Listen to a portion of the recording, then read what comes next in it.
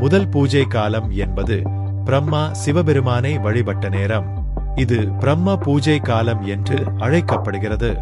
இந்த நேரத்தில் சிவபெருமானுக்கு நல்லெண்ணெயால் அபிஷேகம் செய்யப்படுகிறது. நல்லெண்ணெய் அல்லது சந்தன தைல கலவையால் அபிஷேகம் செய்யப்படுகிறது.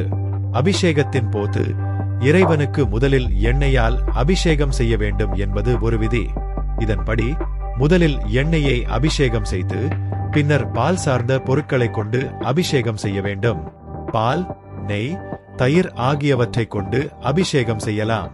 பஞ்சகாவியமாக சேர்த்தும் அபிஷேகம் செய்யலாம். வெண்பொங்கலை பிரசாதமாக படைக்கலாம்.